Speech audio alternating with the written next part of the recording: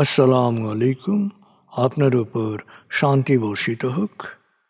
প্রিয় শরীদ, খতমে কামালের ৪১তম ধাপে আপনাকে স্বাগতম।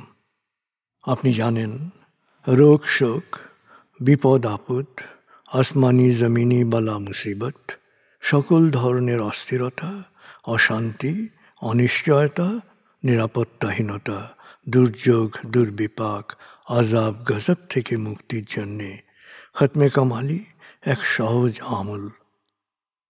খতমে কামালির এই আমলের মধ্য দিয়ে প্রার্থনাকারী প্রার্থনার সাথে মিশে যান। আসলে প্রার্থনাকারী যখন প্রার্থনার সাথে মিশে যান, তখন প্রার্থনা কবুল হয়। খতমে কামালি প্রার্থনা কবুলের এই পরম মুহূর্তে আপনাকে নিয়ে যাবে।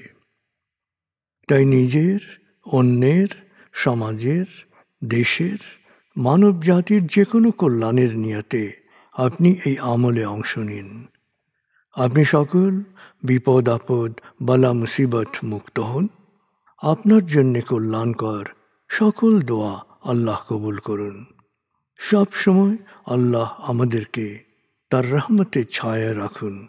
এই কামনা করে আমি শহীদ আল বুখারী মহাজাতক খতমে কামালির পুরো প্রক্রিয়ায় আপনার সাথে থাকছি। আসুন এবার আমরা ডুবে যাই সত্যের গভীরে।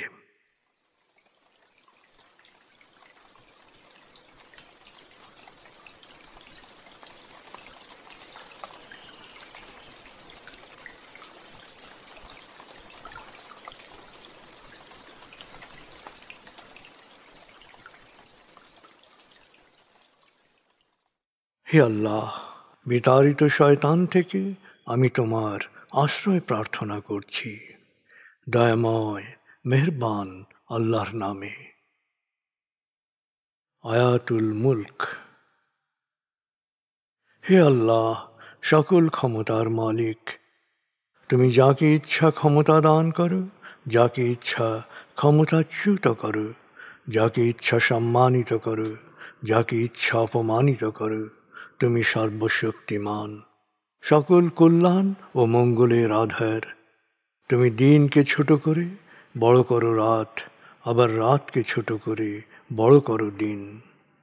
তুমি প্রাণহীনে দাও প্রাণ, আর প্রাণবন্তকে করো প্রাণহীন। তুমি যাকে চাও বেহিসাব রিজিক দান করো। সূরা আলে ইমরান আয়াত ২৬-২৭। আয়াতুল কুরসি। আল্লাহ ছাড়া কোনো উপাস্য নেই। তিনি শাশ্বত, চিরঞ্জীব, বিশ্ব প্রকৃতির সর্বসত্তার ধারক। তিনি তন্দ্রা নিদ্রাহীন, সদা সজাগ, মহাকাশ ও পৃথিবীর সব কিছুর মালিক। তার সদয় অনুমতি ছাড়া তার কাছে সুপারিশ করার সাধ্য কারো নেই। দৃশ্যমান বা দৃশ্য, অতীত বা ভবিষ্যৎ, সৃষ্টির সব কিছুই তিনি জানেন। তিনি যতটুকু জানাবেন, এর বাইরে তার জ্ঞানের সীমানা সম্পর্কে ধারণা করা কারো পক্ষেই সম্ভব নয়। তার আসন, তার কর্তৃত্ব পৃথিবী ও নভমণ্ডলের সর্বত্র বিস্তৃত, আর তার সংরক্ষণে তিনি অক্লান্ত। তিনি সর্বোচ্চ, সুমহান। সূরা বাকারা আয়াত ২৫৫।